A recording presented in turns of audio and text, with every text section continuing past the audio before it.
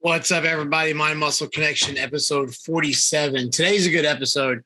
Normally, people freak out when they get stressed or they'll panic and they feel like everything's going to fall apart. But for others, stress turns them into a machine. Like they use it as a positive influence, and that, when when the shit hits the fan, you really see the true people that come out. And some get really organized and become really great troubleshooters, problem solvers when it happens to count. So that's what we talk about today, is how you start training yourself to be more positive when stress starts happening, and how to look at stress as a motivator rather than something negative that just ends up, as I always say, the snowball going downhill, getting bigger, and things keep getting worse. I do have to warn you. I don't know whether to warn or apologize, but at one point, Akira asked me something that took me back a few years to a time that wasn't so much fun. And it's relative to my bicep tear, but it seems like that year at the start of that bicep tear, a lot of just bad things were happening after that. And I didn't go into detail about what it was, and I'm not going to, but that's why I kind of got a little emotional right there. So I apologize for that. But there is one part where me and him both go into times where we were kind of in the shit. And I think that's also good for people to listen to, because you got to realize that I think everybody at some point in life goes through a real shit period, or they start looking back at mistakes they make. And some of them they can fix, some of them they can't. But I think at one point we all go through it, and how we deal with it in the end is part of who makes us who we are. So be sure to like, subscribe, download on Spotify, all that good stuff, satisfy the algorithm, tell your friends, and enjoy. If you're listening and you want to see the video version, go to YouTube, search NLP Warrior, search NLP Warrior on Spotify. And I think we're on about every other platform except iTunes, which I'm working on now. All right, guys, My Muscle Connection, episode 47. Today, we're going to talk about, stress management, or how to make stress a positive thing, because I think there is ways to deal with it to make it work for you. Pressure, stress, things like that. A lot of people cave because they get out of their comfort zone. But if you know how to look at it and use it, it can actually be a very good thing. So while I share this and get this all over the platform for everybody to watch, Akira, go ahead and start with you and give us your opinion on that. Yeah, sure. So, in my line of work, I deal with stress on a daily basis because I come across clients that have a variety of issues, right? You've got people that suffer from anxiety, panic attacks, mild depression, and that's where I kind of draw the line, because I don't want to get too deep into depression. So I always tell them, you got to go see a psychotherapist, because I'm not a psychotherapist. But nonetheless, I deal with a lot of stress, and in a high stress job like therapy, or even a high stress job like design, for example, in the design world, you're under constant stress. So what I learned, before I could not manage my stress, I would turn to very destructive habits. And I remember we talked about this before, where alcohol, smoking, all that shit comes into play. But recently, what I've discovered is the importance of meditation. Meditation is huge in my life. Now, I know it doesn't work for everybody, because people have difficulties coming to terms with how to actually use meditation, how to get a handle on, getting your mind to a place of focus. See, the thing about meditation is it's never about keeping your thoughts silent. It's never about pushing your thoughts away. It's actually about letting your thoughts pass through and then turning your focus into something vital, like your breath, right? Or turning your focus into something that gives you that ultimate focus point, right? For example, a source of light, for example, a point that you're looking at if you have your eyes open, right? Or a certain thought that motivates you. It can even be a thought, believe it or not. The thing with meditation is it requires practice. Now, this is one way to deal with stress. Converting that stress into positive energy, meditation helps with that. Okay, that's number one. And number two, believe it or not, breathing. I know there's a lot of memes out there about just breathe, but it's very important. It's very important. It's obvious. Yeah, motherfucker, I'm breathing, but no, there's a hidden meaning to it. What that's talking about is learning how to breathe. Okay, how do we usually breathe? We just go, right? But when we're stressed, it's important to regulate your breath. So one way to do that is to inhale through your nose and exhale through your mouth, right? So you go, and you don't breathe from up here. You breathe from here where your diaphragm is, right? That's the important part. If you do that, if you make it a consistent habit to regulate your breath every morning before you start your day, I kid you not, whatever stress you're experiencing, you'll know how to tackle it. You'll know how to manage it. You'll know how to use the energy. You'll know how to use the stress. All right. So those are my two. I'll let Dibs pipe in here because I know he already does some of this stuff because we've talked about this in the past. Dibs? I used it when it helped me with when I was going through extreme negative stresses. I like to use that, but like stuff that you can't control, that's kind of pounding you down. Someone steals $10,000 from you. You can't find a place to live. You need a place to, or somebody gets sick. I think those are when those tools really come in handy because those are your uncontrollables, and that's when stress really sucks, is when you can't control what's going on. Yep. I like positive stresses. So 2015, I had the most positive stresses. I was in my junior year of college, and then I graduated in 2017 in college. I was training for the Ferrigno Legacy, and I was working 12 on, 12 off, 3 days on, 3 days off, and in the Navy. So those are looked at as positive stresses, and I look at it as if, you're not going forward, you're going backwards. That's it, and there's certain things people like to bitch about, like, for example, a full refrigerator. Someone actually was like, dude, you got a full ass fridge in here. How do you put shit? I'm like, that's not something I ever bitch about. That's like one of the best blessings you can have. But to have a full refrigerator, especially nowadays. So you gotta really look at your stresses as a blessing. If it's up to you to take the 2-point shot to win the game, that's a lot of fucking stress. It's a lot of pressure. But if you make it, you're the champ. You kick that field goal that wins the game. That's a lot of stress. But would you rather have that stress, or would you rather be sitting on your couch fucking watching the game? And that's what you got to ask yourself. Where do you want to be? If you're going to be in the game of life, there are going to be a lot of stresses. What you do with that, I think, is what makes it like what stress you put on yourself and how you handle it. Do you guys ever think that when you go into a situation and you feel the stress or anxiety, the stuff that the fear turns on, and it's what we talked about before about how mentally your mind tries to protect you? But how many times have you been into a situation where the stress and anxiety kicks in and you start learning, like, okay, that means I need to go for it because it's a risk. But this is my natural instincts are telling me not to do it, but I know this is going to work.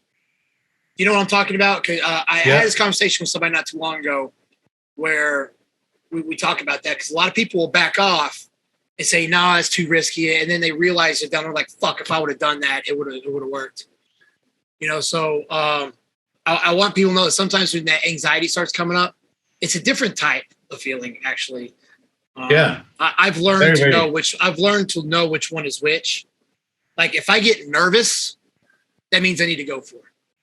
Yeah. If I get like the angry, cranky anxiety, sometimes that might mean not to go for it. But I know that there's a different type of butterfly nervous feeling I get that usually would deter people. And that tells me, I need to fucking go all in. And that's something I've learned to do here recently. And I talked to someone about this yesterday, is taking risks. I have been better about dealing with the stress and anxiety and taking the risks, because you know, what have you got to lose? I mean, like when I jumped gyms, that was a big stress. I was a risk, and it worked out. And I talked about it on the Pure Blood podcast. I don't know if you guys listened to it last week, but that's really good. We were talking about that, and there was some stress involved on how I was going to get the clients and all this stuff, and how I was going to advertise for myself. But when I got the nerves, and usually I back off, I'm like, no, I'm going to go for it this time. I think that was one of the first times I ever actually went against what I usually do. And I did it. And in a first month, tripled the money. I was like, fuck, man. So maybe these feelings when people are like, no, maybe I'm the one that needs to dive in the fire, because that seems to be how I work. Because even growing up, I always think that my father didn't teach me much, but he did, because he just threw me to the fucking wolves, because I think that he knew that was the only way I was going to learn. Or he would say, you're not going to be able to do that, because he know I'd go fucking do it. And that's how from my memories, I've always remembered him telling me I can't do shit, because I would go and do it. And I would get pissed at it. But now looking back, I'm like, a little bit of a tangent. I'm like, fuck, maybe he was saying that because he knows it's the only way I work. You know, so I've learned when I jumped gyms and started working somewhere else, I was like, man, I need to start taking more risks, because this one worked out. They're not always going to work, but none of them are going to work if I don't take any of them. So when I feel that anxiety, that stress, that's one way that I try to think of it positively. And another way is I tend to be a good problem solver or troubleshooter when the shit gets thick. So that's another way. Some people cave and just go, I don't know what to do. I usually go the opposite direction, just start immediately thinking of things to fix it immediately when shit starts hitting the fan. I don't know if that's natural, if that's just experience from life. It is natural. And I always go back to Neanderthal humans, because if you look at, the thing is, modern society, humans, we have so many, the word I'm looking for, inhibitors, right? We have so many limiters because of how we have developed as a society, right? We have access to conveniences. We have access to rules now, right? Before there were none. How do you think humans functioned before? There were less limitations. So people took more risks. Humans took more risks, right? When it came to hunting, gathering food, under pressure, with climate conditions like rain and fucking icy weather, icy storms and shit like that, you still had to go out and hunt. Otherwise, you wouldn't be able to survive. So you had to take a risk, right? You had to get yourself out there and get the job done. Otherwise, there's no food. You could also take that back as them getting into fights with huge ass animals, trying to fucking kill them and shit to eat, and their adrenaline. Because you know how we had the fight or flight. So like, exactly. Somebody somebody you care about can be trapped under a car, and all of a sudden you're able to pick it up. And how can you do that? And that some people think it comes from. I mean, that's just an example. Some people think that comes from back in the primitive days where they would come into things of danger and would have to be able to get out of it quickly. I mean, we could have evolved to where that comes into critical thinking instead of just doing stuff physically. Exactly. And I got to mention this, our reflexes are actually pretty amazing if you really think about it. You ever have moments where you just do something just so quickly that you hardly thought about it, but you just reacted to something so quickly? Like, for example, a bottle dropping, you caught it, right? Or if there's something flying at you, you kind of dodge just instinctively. That's happened to me several times. I'll give you an example. I was driving on the highway I think this was like last weekend on a Sunday. And I was doing about, I would say 110 to 120 kilometers an hour. I don't know how much is that in miles, but I don't know how much that is in miles. But I was in the middle lane, and this SUV on the right side, for some fucking reason, with no turn signal, decides to just slide into my lane, and I'm almost there. Like it was a lady. She almost, like, I almost rear-ended her. Right? She just slid in. I had the 74 miles an hour. There you go. I had the reflexes to just kind of just panned my car just about. I nearly scratched the side of her car, but I managed it. I felt like Han Solo at that point. I was like, fucking don't never tell me the odds. Yeah, just nailed, screamed past her. But that was it. That was like, holy fuck, I could have died. But my instincts kicked in, my reflexes kicked in, and that was fight or flight. That was like that fight or flight instinct. Should I go for it, or should I ram the brakes really hard and stop everybody, on that highway? But I did it. That's kind of what I'm talking about. How do you train yourself to become one of these people that when the shit hits the fan or stuff gets stressful, you immediately go to troubleshooting and how can I fix this rather than, oh God, the world's falling apart. You just go in a corner and cry like a bitch and hopefully that it goes away, which it doesn't. Like, how do you start making that turning point to where you become the person that says, okay, let's lay this out, figure out what the fuck we got to do to get this done? So Dibs can also pipe in here because I did a seminar, well, actually a webinar on the Down and Dirty group. And the topic was managing emotions. And so one of the exercises that I'd given out was the power of dissociation. And I call this perceptual positions. Now, for those of you who don't know what that is, basically it's an exercise where you kind of just distance yourself from the actual experience, right? So for example, let's say you had an experience at work, right? Your boss was a jerk to you and all you want to do is just get the fuck out of there and do something to kill that stress. Now, one way to do it would be to go into a destructive habit, like grab a smoke, for example.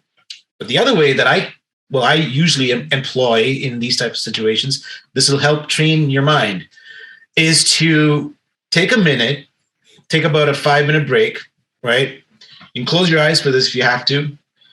But the idea is to create a copy of yourself in your mind's eye. Imagine yourself making a copy of you and positioning yourself in that scenario where your boss was being a jerk to you, position yourself outside of that experience.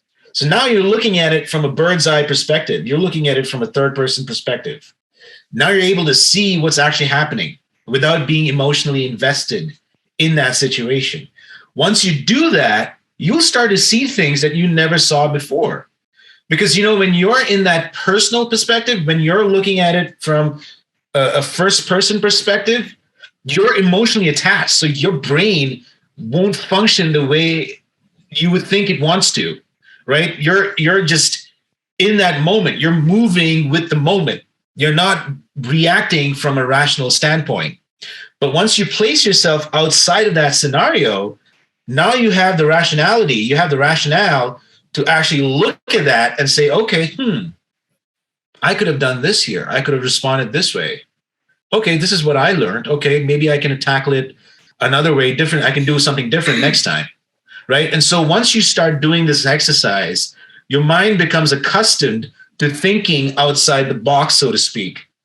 Right. So the next time you come across a similar situation, you know exactly what to do. You're like, okay, let's go into that mode.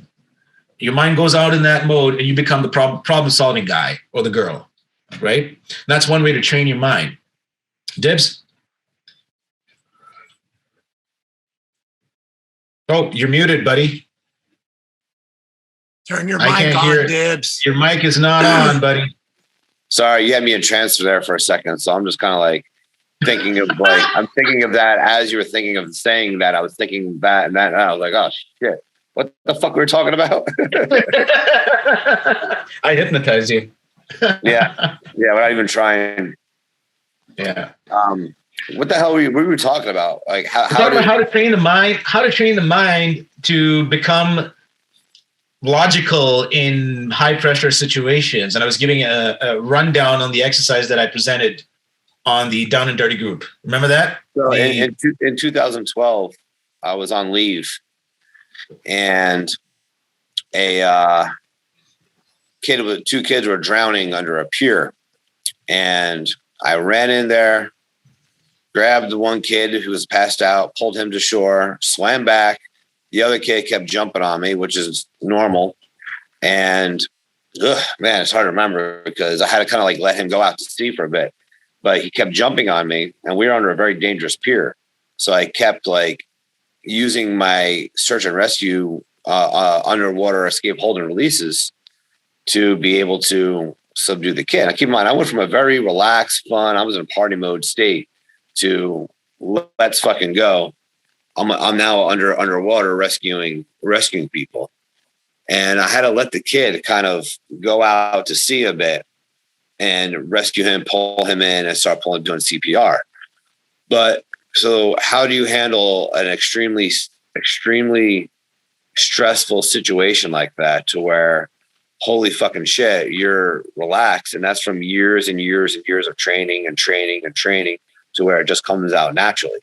And I think that when you train that much and that often, that's when you train that much and you train that often, when the stress does happen, it's just awesome automatic muscle memory. You're going to go based on how you were trained.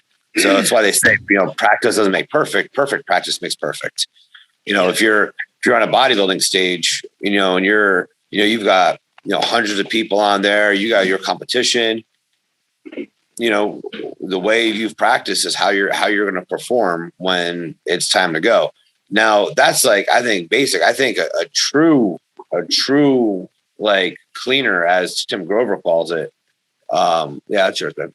A true cleaner, as Tim Grover calls it, they can adapt to whatever situation that they're in. They can immediately change and adapt. That's, I think, a real champion, like Floyd Mayweather. It doesn't matter who he's fighting; he'll adapt to that person.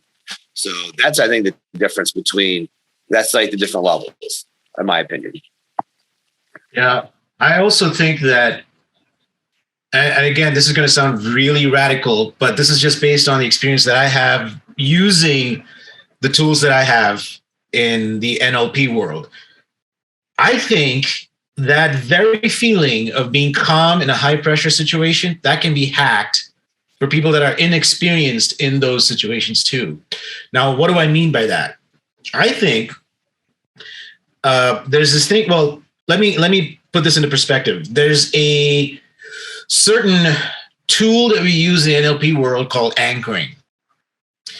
And anchoring is associating a certain feeling with a certain gesture. So for example, whenever I say, hey, listen to me, what am I doing? I'm playing with my necklace, right? Now, every time I touch my necklace, the more I repeat the words, listen to me, you're going to subconsciously, every time I touch my necklace, you're going to subconsciously listen to me.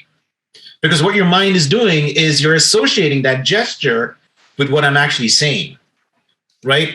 So how does this actually work with what Dibs was talking about? So let's say you faced a situation where you were, just to hypothetically put this out there, you were fighting for your life. Hey, guys, I got to go. Got my appointment.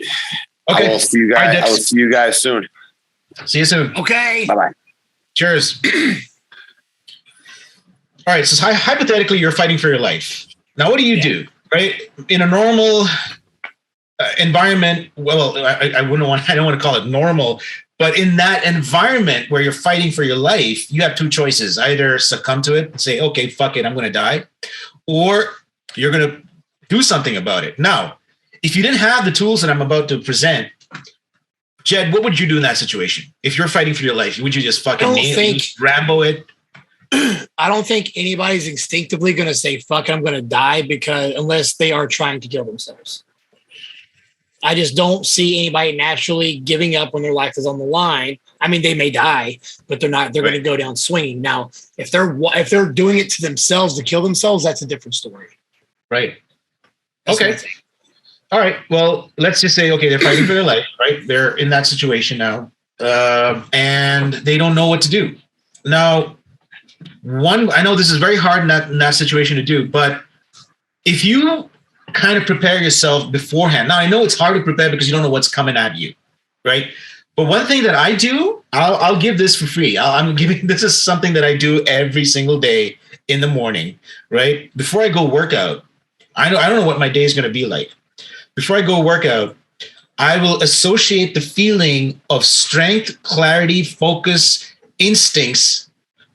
I'll associate that with a gesture that I do. And what I do is I take my left hand and I associate that feeling by pressing this part right here.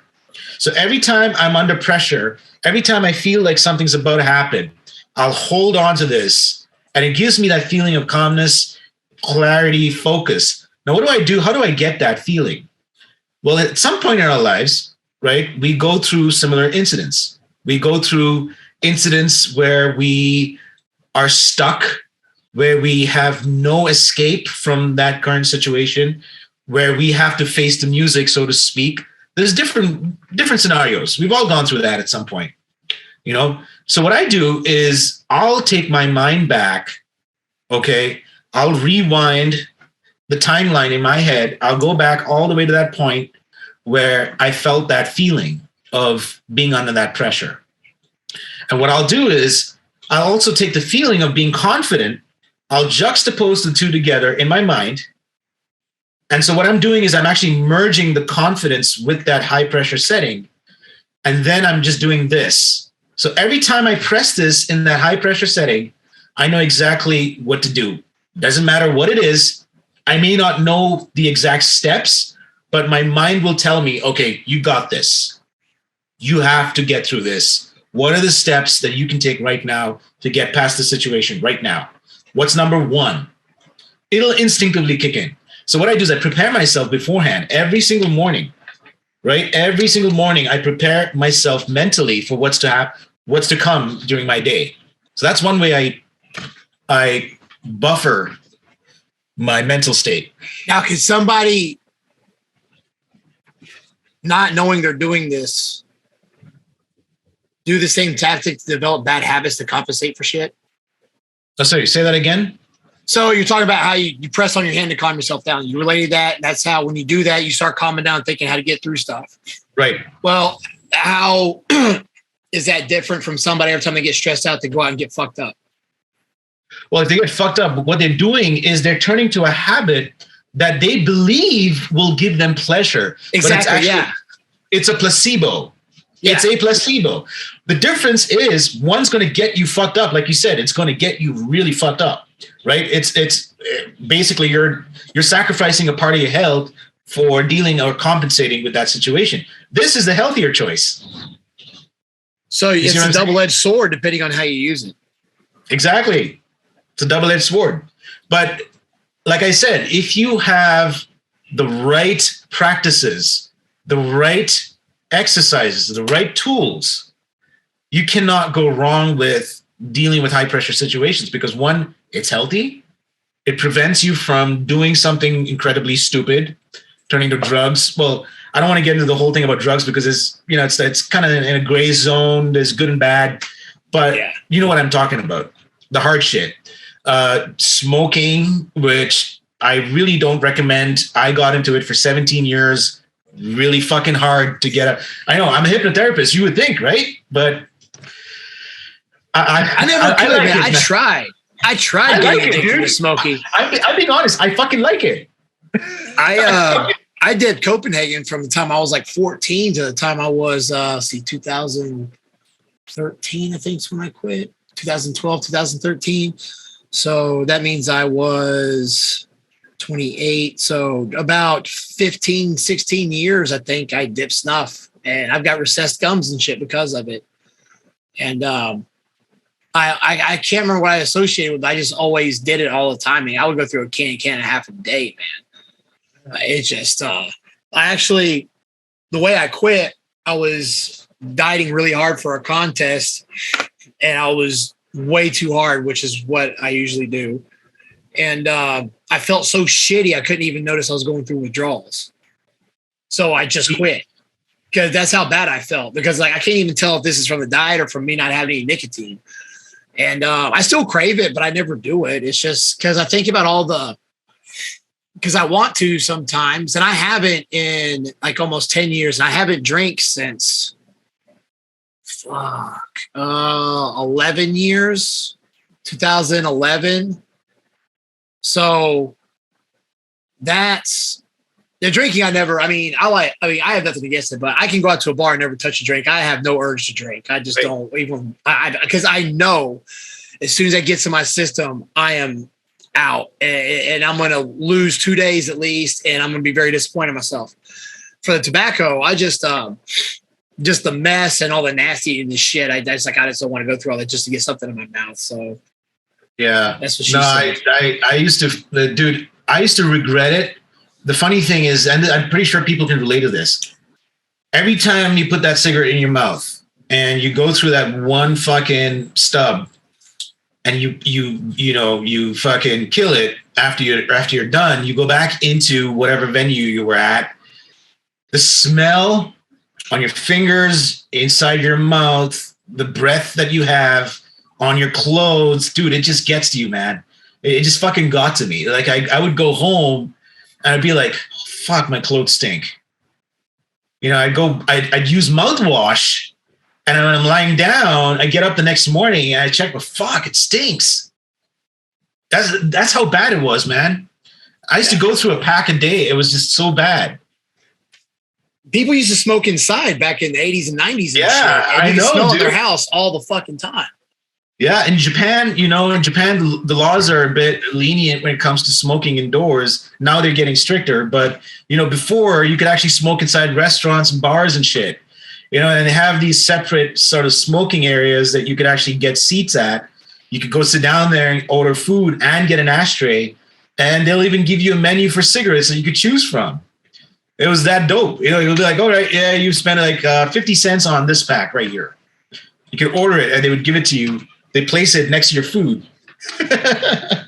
Yeah, that's looking back when I was a kid, some of the shit we were allowed to do is just so taboo. Like if you lit up a cigarette in a house, people would light you up. But back then, like it was normal to smoke inside. Yeah. Around your kids and all kinds of shit. It's fucking crazy, know, man. You ever see that show? You see that show called Mad Men? I've heard of it, but I've never seen it. I don't watch it. I don't have time to watch TV, dude. I work from sun up to sundown. I'm either training or driving Lyft, or because I've talked about it before. I've got goals. I'm trying to get the fuck off this island, so I'm working nonstop. So I don't even have Netflix and Hulu and shit anymore. So I don't watch anything. That's good for you, man. That's amazing. But the show Mad Men, if you do get a chance to watch clips of it, you'll see it depicts the 60s. And in the fucking 60s, man, every fucking person and his fucking mother would smoke a cigarette. Every dude and dudette and their fucking mother would smoke a cigarette on that show. Well, not in that show, in that time period. It was so hype. It was so trendy back then to have a cigarette that it sort of snowballed into this hype where everybody now has to buy a pack and smoke. And that's how it started, man. But the alternative, what I'm talking about, using positive tools to manage your stress is way better than going to a cigarette or going to drinking or any of those destructive habits. 100 times. It is. It's just people like shit that's tangible. And you can relate that to selling fitness programs. Like people hire me, all my stuff's digital. They don't get nothing they can hold. But if you put a 12-week foo pants fitness program on a DVD in a box they can hold, they'd rather buy that, which will go on their mantle and they'll never open it or never fucking use it. But because it's something physical that they can hold, they'd rather spend money for that and get absolutely fucking nothing out of it. Yeah. So that there's something about that. And I get that. So I try to compensate with that with like PDF files and sending shit and doing stuff just so people can get that tangibility. Putting them into groups where I talk to them and stuff. Like, there's ways around it. But having to have something tangible can be a weakness. Yeah, for sure. And then, also getting a tangible product to help you can also disable your accountability, because what you're going to do is like, you're going to tell yourself, hello, I got this product. I'm going to keep it for, let's say, a couple of months. I'm not going to touch it because I can use it anytime. It's an evergreen product. I can always go back to it, and then they never go back to it. And it's like, it's just sitting as a white elephant in your fucking computer and it doesn't work out. Right. But if you have something that's physical in the sense that you have someone you're working with, like a coach, then your accountability comes into play because your coach is going to check in on you. You're going to be like, okay, I got to do this because if I don't, then I'm not hitting my goals. Right. And that's something that I feel is very important. That's what's missing from a lot of the learning programs that are out there for people to really develop that instinct, that base level skill to deal with high pressure and all those other negative stresses. Right. Yeah. Let's see. When was the last time you actually faced something like that, dude? Like really, really fucking like I need to get this fixed or I'm fucked.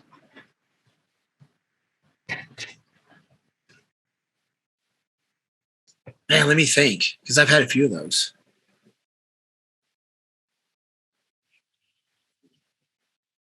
I don't know if it's the last time, but the first thing that reminds me of is when I got divorced. I didn't have no. I broke up with somebody after the divorce, and I didn't have a place to live, and I had to live out of my car, and I was sleeping in a floor with rats at one point, and because I was staying in a buddy's house that had rats on. I mean, I put glue traps around me when I would sleep, and we'd have to wake up, and he would kill the rats off the glue trap, throw them away the next morning.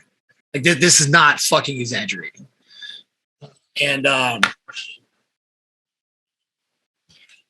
I was like, man, I gotta get the fuck out of it. What the fuck am I doing, dude? I'm supposed to be a trainer, bodybuilder. I'm supposed to be progressing forward, and I just took a huge step back. I gotta get the fuck out of this. And I actually qualified for EBT, which is our food stamp program here, but I had a pride issue at the time, so I didn't go get them. And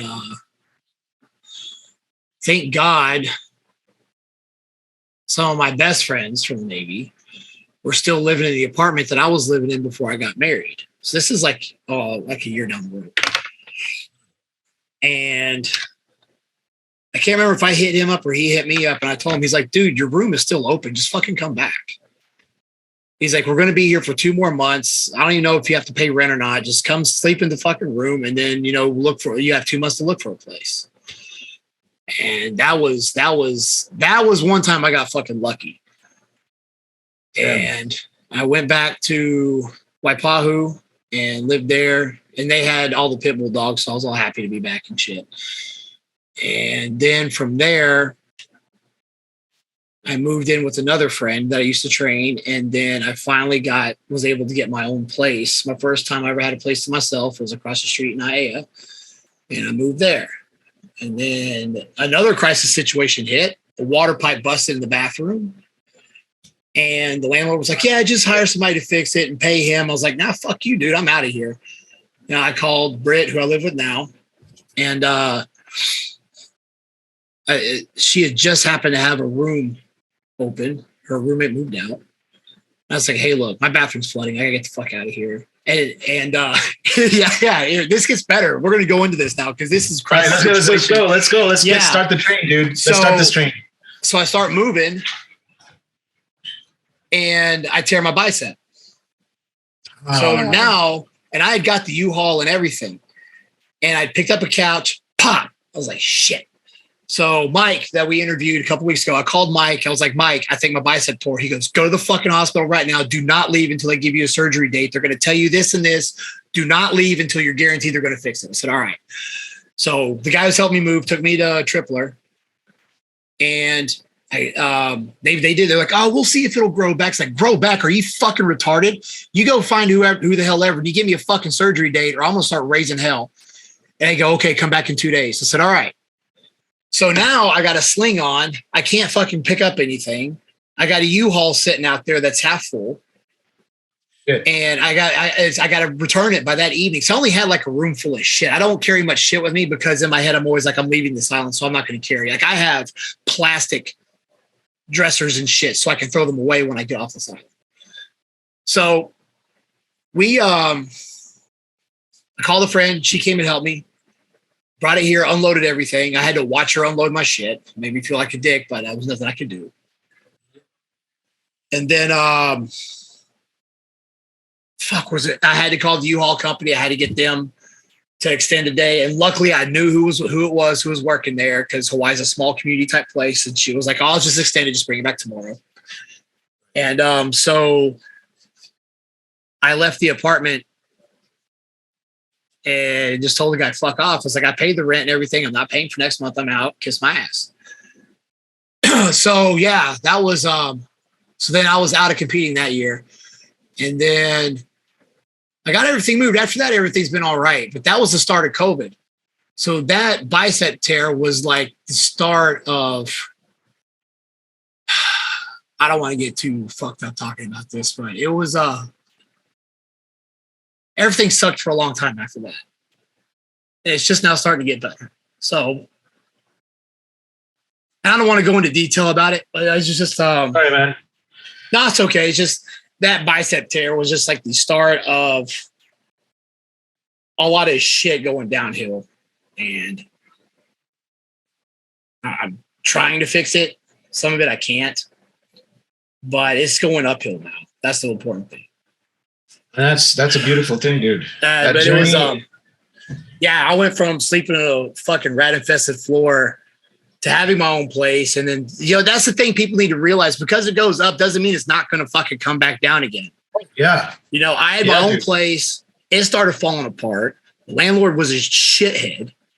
And my water pipe busted. So I had an emergency fine. Luckily, this room just happened to be open. So I came here. And now I'm working to get my own place or get the fuck off this island, because I'm ready to settle down. I want to meet somebody, settle down, have a fucking family, and I wanted to have a great career, and I'm ready to do all those things now. I'm tired of running around. So that's where I'm at now. And because of your instincts, because of the skills that you had to logically push through this, I know it was hard, but you got to a certain place, right? And I think that's a beautiful thing.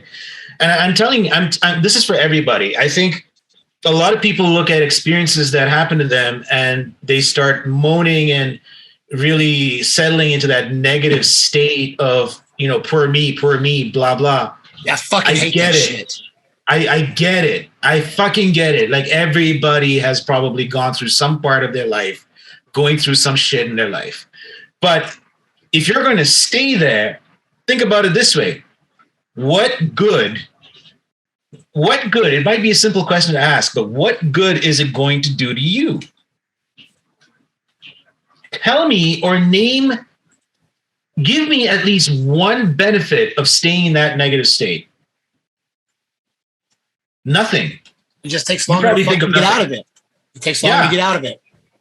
Exactly. I can tell you probably 3 things that I've gone through that will probably scare the shit out of people, because I know exactly what it's like to feel that moment of lowness, to the point where you think that you're lower than even an ant on this earth. I've been there, man.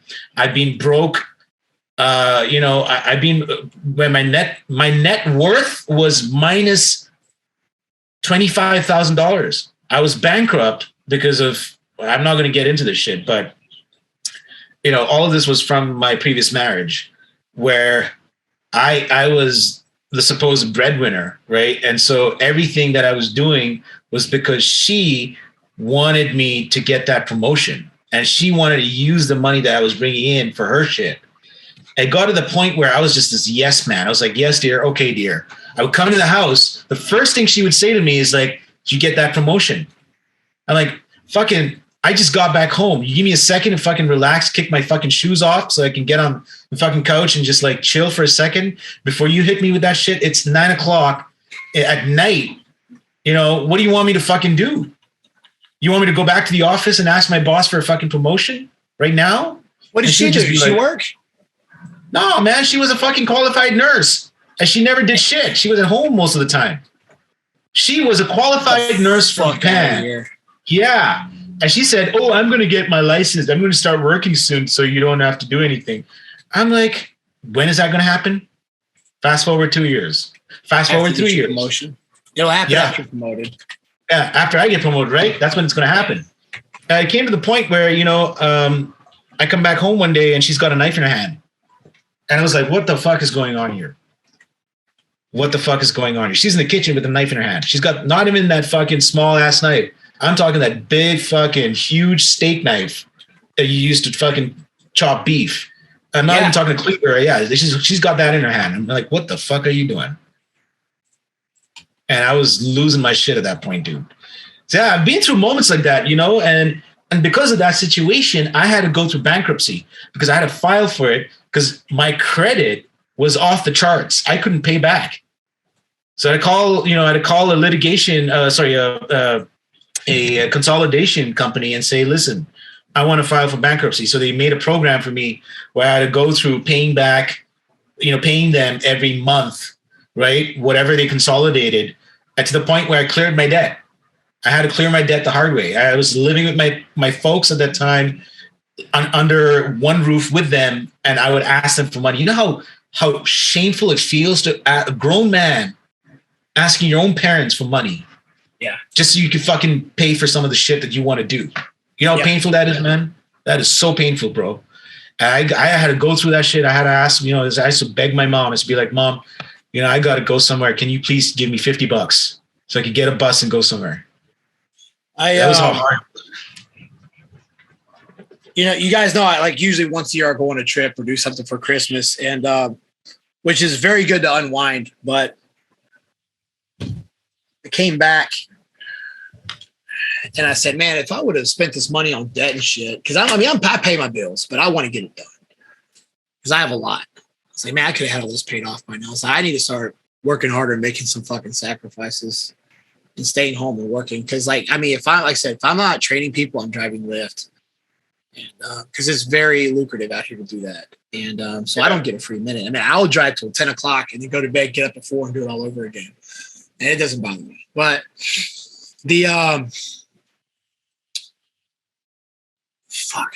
so now I'm like, okay, well, now that I'm doing that, now I need to stay home and get all this cleared up so that I can move off the island. The only exception, I'm thinking about going to the Olympia this year because it's in Vegas, it's close, and I've really never been to Mr. Olympia. But if I don't go there, then I'll be staying home on Christmas and working because I've now gotten in this really groove where I can work and I don't get aggravated. I can fucking work all day. It's fine. I love it. So, but because I don't want to get back to that point that you're talking about. Right. Yeah. I've had people help me in the past, and for all there's been quite a few people that have helped me out in the past, and for all you guys that have, thank you. I've tried to repay it by services or doing whatever I can. But I don't know, man. So fire got letter me not too long ago. And it's been, you guys listen to these episodes, you realize slowly I'm doing more and more and more. And, I think now I'm in fucking overdrive. So everything's looking good. But the reason I go into this is because this is part of the stress management shit, man. I can sit here and stress out and worry about all this shit. Or I could be like, you could quit bitching and sacrifice some time and get this done to where you never have to worry about it again. So exactly. What are you going to do? Right. That whole time I'm bitching, I could be working. There's a famous quote from The Dark Knight. Fucking love that movie, man. By the way, I saw the new Batman. The new Batman is fucking killer, dude. I love it. Twilight Batman? Yeah, Robert Pattinson, the new one. I'm gonna be skeptical. But I might go see it. I'm telling you, best fucking 3 hours of my life in 2022. It's out now. I might actually go watch it this weekend. I got this is another thing. I used to get stressed out about not having people to go with me. Play something really stupid. I can never go anywhere alone. I would freak out. And that's one. I think it's a problem because I fixed it. It's not. I go myself, dude. Dude, I went to Florida by myself. I drove everywhere by myself. I go to restaurants by myself. It is fucking relaxing, dude. Go to a movie by yourself or go out to a sports bar, watch a game and eat by yourself. Man, it is awesome. Now you talk about stress relief and just relaxing. I wish I'd have started doing that shit years ago. So anyway, I want to say I might actually go watch it this weekend if I catch some time. Go watch it, man. I'm telling you, you won't regret it. I'm a hardcore Batman fan. I grew up with Batman. I'm talking from the fucking 90s. I grew up with that shit, man. The old DC comics, the animated shit. Yeah, man. That was my shit, Michael man. Keaton was the shit. Michael Keaton, number one in my books. Yeah, absolutely. Number one. You can't beat Michael Keaton, man. Nope. And Jack Nicholson as a Joker. Those two. Yeah. You can't defeat those two. Jack Nicholson had the craziness with the humor. Yep. Perfect fucking mix. Everything. It was blended together. So Tim Burton, man, fucking amazing director. Yeah, he did great with that. Amazing shit. Batman Returns was also good, but the first Batman got me. Yeah, that was classic. Now, The Dark Knight with Christopher Nolan, there was a scene with Harvey Dent, right? He addresses the public. And he goes like this. He says, "The night is always the darkest before the dawn." It's such a powerful message, man. That message is fucking, there's so many great fucking lines from that movie. Like, for example, Bruce Wayne's dad tells him, "Why do we fall, Bruce? Because we learn to pick ourselves up." Right? That's another great line. Second one was, "The night is always darkest before the dawn." And that can never be so true, man. It's so fucking true. Everything that we go through in life, it can't be the same forever. You know, you can't go through one state and expect it to just keep going and going and going and going and going. There's always going to be an up. There's going to be a down. There's going to be an up. It's how you capitalize on those ups that's going to get you even higher. Because the moment you feel it's going down and you succumb to it, guess what's going to happen? Trap door, right? Yeah. I think the more pain you go through, the stronger you're going to get. Mm-hmm. So and you can't, if there's no bad, how is there a gauge for what's good? Yeah. Exactly. Well, like, oh, this is the greatest thing ever. Well, how? Because you don't know what suck is. Yeah. So maybe you need a lesson in that. Say when you're, because it's like people that don't appreciate small stuff, and then people that do appreciate little things, because you can tell who really has been through some shit and who hasn't. Yeah. Because I won't say entitlement people. There's just certain things where somebody will bitch about what's going on, and someone else could be looking at it and be like, "Man, you ain't got to worry about food. You got a place to live. You know where you're going after this. And why are you fucking bitching because such and such happened?" Like, that's minute, when they could be doing a lot worse. So you need to be, you need to appreciate what you have. And you also need to learn what your talent is and be able, because everybody has something they can do very well. So, yeah. The other thing that people bitch about, yeah, exactly. The other thing that people bitch about that I fucking hate, man, I don't want to use the word hate, but fuck it, I'm going to use it, is when they haven't done something and they already fear it or reject it. It's like, when I used to be dating, I used to be a dating coach, right? And I used to get clients that come to me like, "Hey man, I don't want to go because I fear getting rejected." I'm like, "Dude, have you actually experienced rejection?" "Not yet." "How the fuck do you know what it feels like? Like what in your mind is telling you that it's going to be a bad experience?" "Yeah, it'll suck for just a tiny bit. You're going to get over it." Dude, get numb. Get rejected 100 times and get numb to that shit. Yeah, exactly. You get immune to that shit, man. That's how I became. I started laughing at rejection at one point. I was like, "Yeah, fuck it. It's funny. I got rejected. I'll start laughing about it with my buddies. Yeah, man, I went to this bar, got fucking rejected. Yeah." It's like, it becomes, you develop that immunity. And that's the other way to deal with that stress is, you learn from the lessons from the experiences that you have to develop a certain immunity, situations like that. That's how people get trained. This past year I've learned, well, I'll say past couple of years. Just because you get rejected doesn't mean there's something wrong with you. Yeah. You'll get rejected and you come find out that this woman's a fucking basket case or a fucking emotional train wreck or something you shouldn't have been dealing with. Mm-hmm. So don't get down if you get rejected. Absolutely. So it's perfectly okay. It's perfectly fine. Just do the best you can. That's it. Huh? Yeah. No, I'm saying the times that you get rejected, you actually learn a lot about yourself. You'd be like, "You know what? That person right there wasn't meant to happen." Yeah. Right? You think that wasn't meant to happen. There's a big signal. There's a big fucking signal staring right in front of you. Right? Yeah. So yeah. Yeah. I could go on a tangent talk about this shit. Oh yeah. But Yeah, this doesn't mean there's something wrong with you, man. It could be something wrong with them. Maybe they're scared. Maybe they know it'll work, and that's what scares them. I've seen that happen, where people know that it would work out great, and for some reason, a great relationship scares the fuck out of people. Yeah, they'd rather hang out with people that are going to reject them and going to treat them like shit, which I don't understand. But if that's what you want, more power to you. Have fun with that. I don't want anything to do with that. So, or they could just be projecting their insecurities too, right? Yeah. Well, if you ain't got anything else, I'm gonna go to the gym. I got a pool day, and I'm gonna get it over with. Yeah, I got shit to do, man. So let's call it a day. All right, guys. Thanks for listening. All these are on a new channel. You guys know NLP Warrior on YouTube and Spotify. We also have an Instagram, but I also share this stuff on my Instagram too.